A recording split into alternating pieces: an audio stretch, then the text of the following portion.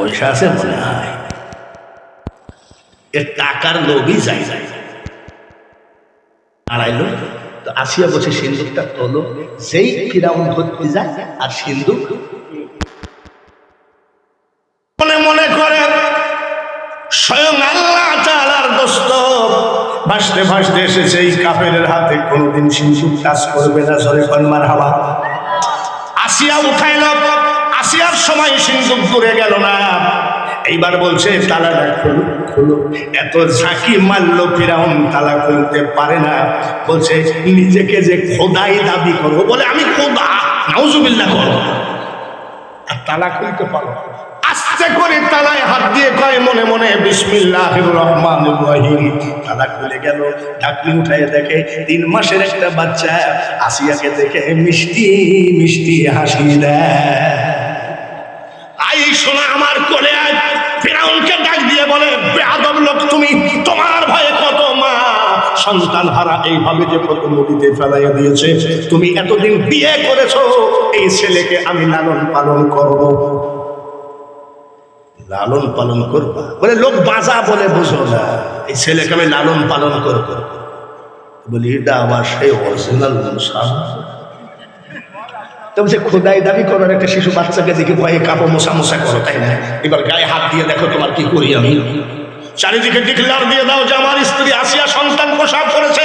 আসিয়ার ভয়ে ওই যে বউ ভক্ত চারিদিকে বলে দিয়েছে আমার স্ত্রী আসিয়া সন্তান প্রসব করেছে। এইবার রাজ দরবারের জনগণ দেখতে আসে, আর সোনা দানা চাঁদি কি বলে হীরামণি মুক্তা সব জনগণকে দান সন্তান হয়েছে দেখতে এসে। ফিরাউন আবার কয় এত দান করলে দেশে তো অভাব হয়ে যাবে, তো কম দান করো। আসিয়া মনে মনে কয়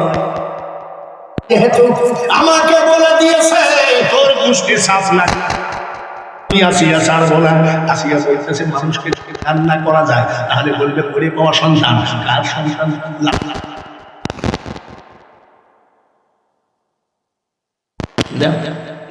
এইবার দুধ খাওয়াবে।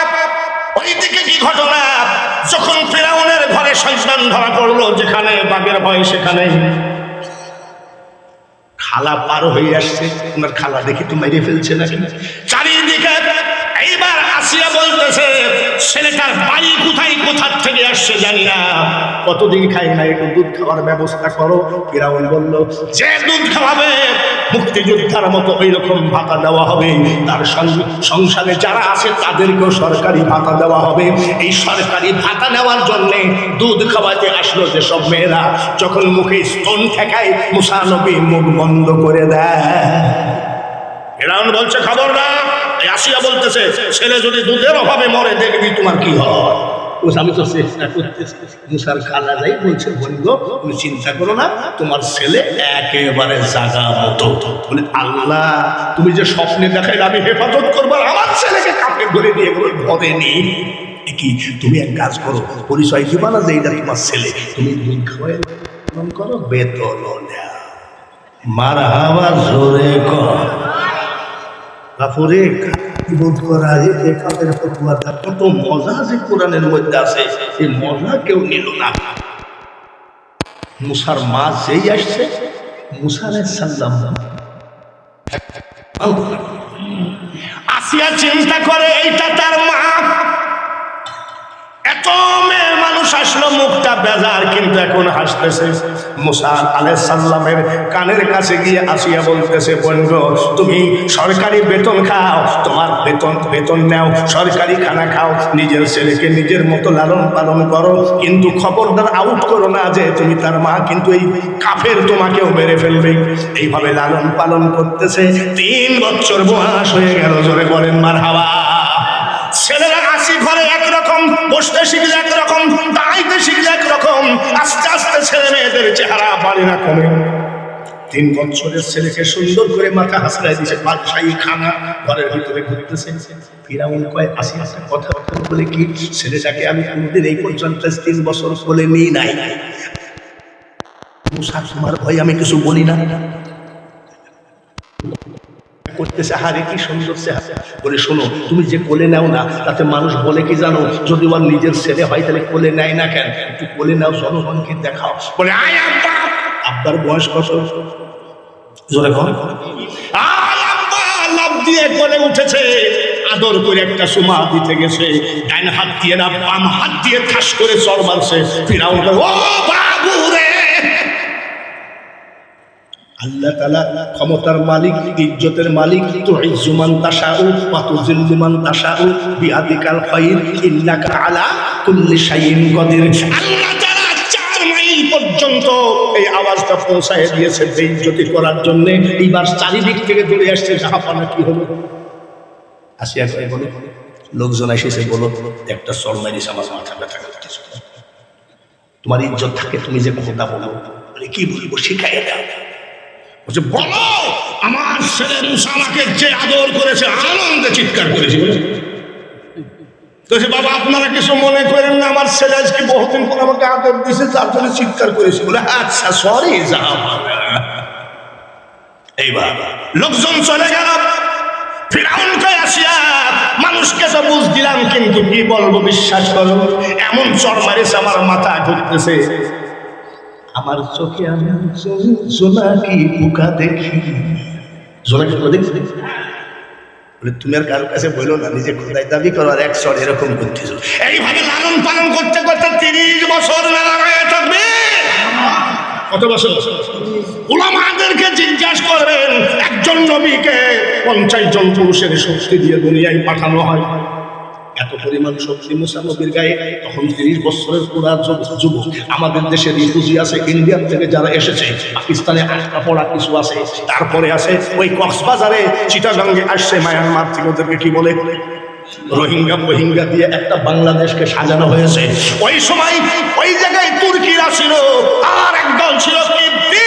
60 লক্ষ বনি ইসরাইলের নেতা মুসা আলাইহিস সালাম। কিপ্তিরা এত বড় বেয়াদব, মারামারি কাটাকাটি ছাড়া কিছু বুঝতো না, শুধু বনি ইসরাইলদেরকে মারত। বনি ইসরাইলরা এত ভদ্র মানুষ, লাঠি তুলতে জানতো না, গাড়ি চালাতে জানতো না। এই বনি ইসরাইলের একটা মুরব্বীকে মেরে মাজার হাড় ভেঙে দিয়েছে কিপ্তিরা। এবার বনি ইসরাইলরা বলতেছে এতদিন নীরবে সহ্য করেছি, এখন রাজার বেটা মুসা আমাদের জোয়ান ছেলে বিচার দেব। সবাই গেছে মুসা শুনেন, এতদিন আমরা বাবা হারা ছিলাম, নেতা হারা ছিলাম, আপনি এখন আমাদের নেতা। আমরা বনি ইসরাইলরা জীবনে মায়ের খেয়ে আসলাম বলে কি বলতেছো? এই লোকটা মুরব্বী মানুষ, আমাদের বনি ইসরাইলের লোক, মেরে হাড় ভেঙে দিয়েছে। আজীবন কি মায়ের খাবে না? একদিন মায়ের দিব, একদিন মায়ের দেওয়ার সময় আসে না? বলে এতদিন মায়ের খাইছে। বলে কি যা বলে তাই নাকি? এদিকে একটা ঘুষি মারার সাথে সাথে 16 টুকরা। সুবহানাল্লাহ। এক ঘুষিতে কয় টুকরা? বাকি কিমতি জানিয়ে ধরছে, সর্বনাশ করেছে। এইবার প্রধানমন্ত্রী হারামজাদা হামানকে যাই মামলা দিল। দেখেন দাঁত দুধ দিয়ে কাল সাপ চুষতেছে ফিরাউন, এই দেখেন আমাদের 16 টুকরা করে ফেলেছে একটা ঘুষি মেরি। বলে তাই নাকি? এইবার মামলা নিচ্ছে। এটাকে বলা হয় গ্রেপ্তারি পরোয়ানা। গ্রেপ্তারি পরোয়ানাকে কি বলা হয়? এটাকে গ্রেপ্তারি পরোয়ানা ইংলিশে কি বলা হয়? ওয়ারেন্ট ইস্যু হয়ে গেল। এইবার হামান বলতেছে ফিরাউন তাড়াতাড়ি সিগনেচার করো, দুধ দিয়ে কাল সাপ চুষতেছো। তোমার ছেলে মুসা কি করছে জানো? একটা কিপ্তিকে একটা ঘুষি মেরে 16 টুকরা করেছে। এই জায়গায় সিল সাপ্পর মারো। সিল সাপ্পর মেরে দিয়ে বলতেছে তাড়াতাড়ি সত্য বিদায় দাও, জেলখানার ভিতরে ঢুকাইয়ে তোমার ইচ্ছা মতো মুসাকে মেরে ফেলো, যেভাবে মারবা তোমার ব্যাপার। ওয়ারেন্ট ইস্যু করে বসে আছে। বালিশের তলে নিয়ে ঘুমাই আছে। সকালবেলায় মুসা নবীকে ধরে নিয়ে এসে মনের মতো মারবে। মুসা নবীও ঘুমাই আছে। এবার ওয়ারেন্ট নিয়ে প্রধানমন্ত্রী ঘুমাই আছে। আমার আল্লাহ বলে মুসা সত্যি তুমি মার্ডার কেসের আসামি, কিছু করার নাই, আসলে তুমি মার্ডার করেছো। সকালবেলায় ঘুম থেকে উঠে নীলদরিয়া পাড়ি দিয়ে গ্রামের ভিতরে চলে যাবা। ওই এলাকায় আমার একজন বন্ধু আছে, হযরতে শুআয়ব আলাইহিস সালাম। ওর বাড়ি যাবা, ওর বাড়িতে গিয়ে আশ্রয় নিবা। মুসা নবীকে স্বপ্নের মধ্যে এই কথা বলে, আবার শুআয়ব নবীকে আল্লাহ স্বপ্নের মধ্যে বলে এই শুআয়ব, আগামীকাল বনি ইসরাইলের নেতা মুসা আমার বন্ধু তোমার বাড়িতে আসবে। তোমার বড় মেয়েটার সাথে বিয়ে দিবা, জামাই বানিয়ে নিবা। তোমার ঘরে যে হযরতে আদম নবীর লাঠি আছে, এই লাঠিটা তোমার জামাইকে উপহার দিবা। আগে জানলে কি এই ওয়াজ আমি ধরি রে বাবুরে? এক ওয়াজে রাত একটা, আল্লাহ তাআলা মাফ করুন, সবাই বলি আমিন। একেবারে একদিনই যে শুনবা, আবার এই বক্তার জন্য কিছু রাইখে দেয়, আসবো ইনশাআল্লাহ। ভালো লাগলো আপনারা সব আহলে হাদিস গ্রাম, কিন্তু ছেলেদেরকে বসায় রেখেছেন, তাকবীর দিচ্ছেন, নারায়ে তাকবীর। তারপরে আইনাল ভাই কয় আমি আপনার অপেক্ষায় আছি, আপনার ওয়াজ ছাড়া আমি কারোর ওয়াজ শুনি নাই। এত মোহাব্বত এই যে আহলে হাদিস আর আমি হানাফি। আপনারা যে আমাকে ডাকছেন, আপনারা যা খুশি তার থেকে বেশি খুশি আমি যে আমাদের ভিতরে হিংসাটা উঠে যাক। জোরে বলেন ঠিক কিনা? আল্লাহ তাআলা কবুল করেন। এত রাত ভর পর্যন্ত আমাদের মেহমান, আমাদের অতিথি একভাবে ওয়াজ শুনতেছেন। আমাদের দেশের নেতারা কিন্তু ওয়াজ কমই শোনে, ওই আইসেই অমনি মাইকটা হাতে করে কয় বিসমিল্লাহির রহমানির রহিম, কোনো চিন্তা করবেন না, পুকুর দোতলা বানায়া দেব, বাস একে পড়ে। আর এই একটা নেতা পালাম যে দীর্ঘটাই বক্তার ওয়াজ শুনে। সবাই বলি না। মসজিদের পাশে আইনালের মা বাপের কবর, সেই মসজিদটা কেমন আছে তা দেখলাম না। মসজিদটা যেন সুন্দর হয়, মসজিদ যে সুন্দর বানায় আল্লাহ তার জন্য জান্নাতের ভিতরে বালাখানা বানায়। সবাই বলি আমি। আর মনে হয় বাড়াচ্ছি না, তার কারণ রাত একটা মানে কম না। সারা রাত ওয়াজ শুনবা, বাড়ি যেয়ে ঘুমাবা। সালাতু খায়রুম মিনান নাওম। বউ ডাকতেছে নামাজ পড়বা না, বলে কাল রাত্রে যে সুরা শুনিস এখন 6 মাস বিরতি। এরকম বিরতি লিসনি বা মাসাসিরা, আপনারা ভালো থাকেন। আপনাদের ওয়াজটা করতে পারলাম না, মেলা রাত হয়ে গেছে, আবার হবে। মুরব্বীরা এমন আছে, তাহাজ্জুদ পড়ার লোক আছে, আবার ফজরের নামাজ আপনারা না পড়লে নিশ্চিত, কিন্তু আমরা যদি 2 দিন না যাই ইমামতি শেষ। বিদায় বেলায় একবার ওয়াদা দেন, আমি কি কারোর বিরুদ্ধে বলেছি? আমি কারোর বিরুদ্ধে বলার লোক নয়। দোয়া করবেন কমিটির সকলের জন্য, আইনাল হকের জন্য, স্বেচ্ছাসেবকদের জন্য, পর্দার আড়ালে মা বোনদের জন্য। বড় পীর কি বলে খাজা মঈনুদ্দিন চিশতি 90 লক্ষ অন্য জাতিকে কলেমা পড়াইছে। জোরে কোন মারহাবা। তো মিট মিট করে হাসতেছে, ওনার মা বলতেছে বাপ হাসিস কেন? বলে 90 লক্ষ অন্য জাতিকে মুসলমান বানাইছি। বলে এটাতে তুই হাসার কেন? আমি তোর মা হাসবো, তুই কেনা? ওই কেন? বলে আমি তোর মা 10 মাস 10 দিন পেটে করে জীবনে রাত্রে ঘুমাই নাই। সুবহানাল্লাহ। বলে কেন? ঈশ্বর জালসা দেখছে, টিকটক।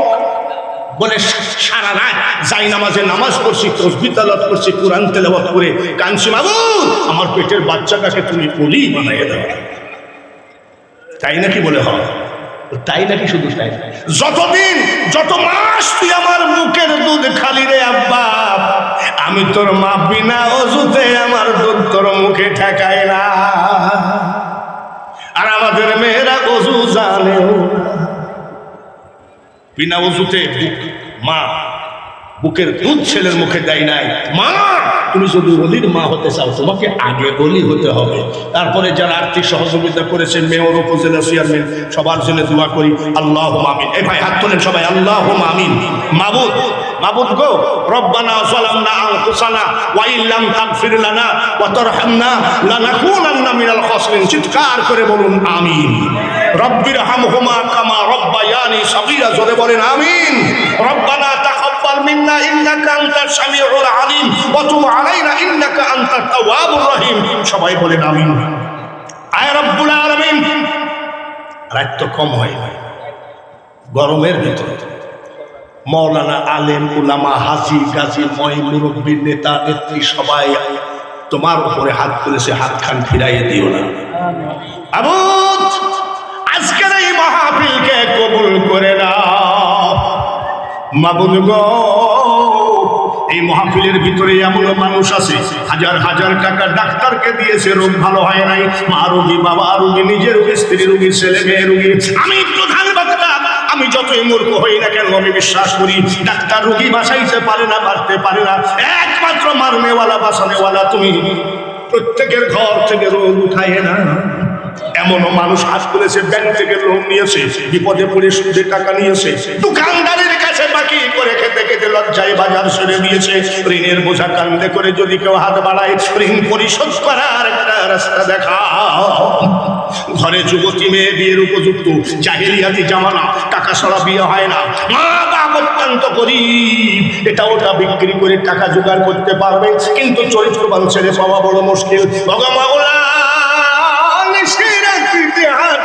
তোমার আদালতে উঠাইলাম, চরিত্রবান ছেলের ব্যবস্থা করে মা বাবাকে চিন্তা মুক্ত করে দাও। আসমানি বালা, জমিনি বালা, সমস্ত বালা মুসিবত উঠায় না।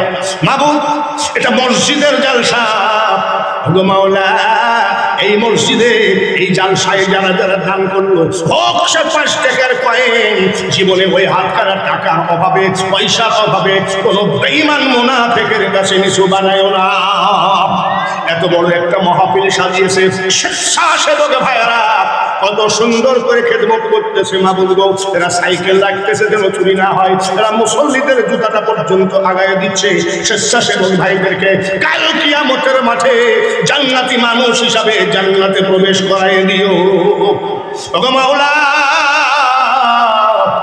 আর্থিক সহযোগিতার ভিতরে মেয়র সাহেব, উপজেলা চেয়ারম্যান, মেয়র সাহেব শুধু টাকা ডিক্লারি দেয় না, এই পর্যন্ত একটু দুয়ার আশায় বসে আছে এমন একটা মানুষ কি আজকের মাহফিলে নাই, যার খাতিরে তুমি মুনাজাত কবুল করো। ওই খাতিরে আমার ভাই মেয়র সাহেবের হাত খারাপ ফিরিয়ে দিও না।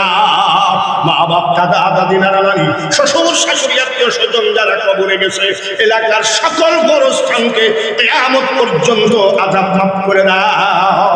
উপজেলা চেয়ারম্যানের দানকে কবুল করে নাও, উপজেলা চেয়ারম্যানকে কবুল করে নাও। আজ কয়েকদিন ধরে শুধু আয়নার হুজুর কখন আসবেন, কখন আসবেন, হুজুর কি খাওয়া পছন্দ করে, পথের দিকে তাকায় আছে, হুজুর কখন আসবে। মাহবুব গো, এসে দেখি ওই রাস্তার মাথায় স্বেচ্ছাসেবকে বসায় রেখেছে আইনালের মা বাপ, ওই গোরস্থানে মসজিদের পার্শ্বে ঘুমায় আছে। যেদিন কিয়ামত হবে, আইনালের মা বাপ, দাদা দাদি, নানা নানি, শ্বশুর শাশুড়ি, আত্মীয় স্বজন যারা কবরে, কিয়ামত পর্যন্ত, কিয়ামতের দিনে জান্নাতুল ফেরদাউস তুমি তাকে দান করো আল্লাহ। আইনালের মেয়ে জামাই, আল্লাহ আইনালের ছেলে যারা প্রবাসে থাকে, প্রবাসী জীবন কিন্তু আরামের জীবন নয়। ওই ভিডিও কলে মার মুখ দেখলে, বাবার মুখ দেখলে শান্তি পাওয়া যায় না। মাহবুব গো, যারা আইনালের ফ্যামিলি থেকে প্রবাসে থাকে, তুমি তাদেরকে হেফাজতে রাখো আল্লাহ। মসজিদ কমিটিকে কবুল করে নাও। আজকে যারা বক্তব্য দিয়েছে সমস্ত বক্তাকে তুমি জান্নাতি হিসাবে কবুল করে নাও। যে ছেলেরা পরিচালনার দায়িত্বে আছে একটা মাদ্রাসার শিক্ষক, খায়রুকুম মান তাআল্লামাল কুরআন ওয়া আল্লামাহু, তোমার হাবিব বলেছেন যারা কোরআন শিখে অপরকে শিখায় তার থেকে ভালো মানুষ পৃথিবীতে নাই। ওই ছেলেটাকেও তুমি কবুল করে নিও। মাহবুব গো, তার মনে বড় আশা, একবার তোমার ঘরখানা জিয়ারত করবে। আল্লাহ, তোমার ঘর, তোমার হাবিবের ঘর জিয়ারত না করায় কাপড়ের কাপড় পরায়ও না। মুনাজাত শেষ করার আগে শেষ দরখাস্ত তোমার দরকার। নদীতে ডুবে মরতে দেখেছি, আগুনে পুড়ে মরতে দেখেছি, প্যারালাইসিস হয়ে বিছানায় চিল্লায়ে চিল্লায়ে মরতে দেখেছি। দিনে দিনে দিন শেষ হয়ে যায়, কখন জানি আজরাইল বুকে হাত মেরে দেয়। আজকের মাহফিলের শেষ দরখাস্ত, যেখানেই মরণ লেখো, যেদিনই মরণ লেখো, পাক্কা নামাজি, পাক্কা মুসলমান, পাক্কা ইমানদার না বানায় আমাদেরকে কাফনের কাপড় পরায়ও না। আইনালকে তুমি সহযোগিতা করো, এর থেকে বড় বড় মাহফিল করাবে, কবুল করে নাও। সুবহান রাব্বিকা রাব্বিল ইজ্জাতি আম্মা ইয়াসিফুন ওয়া সালামুন আলাল মুরসালিন। পর্দার আলে মা বলে, অনেক বিধবা আছে যাদের স্বামী কবরে, অনেক মেয়েরা আছে যার মা বাপ কবরে এতিম। তুমি সবাইকে জান্নাতবাসী, আমার মা বোনেদের ইবাদতের ভিতরে মনটা ঢুকাই।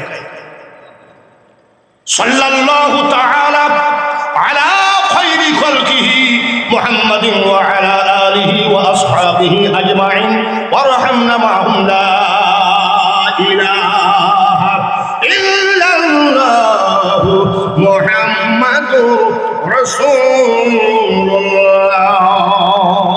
আসসালামু আলাইকুম ওয়া রাহমাতুল্লাহ।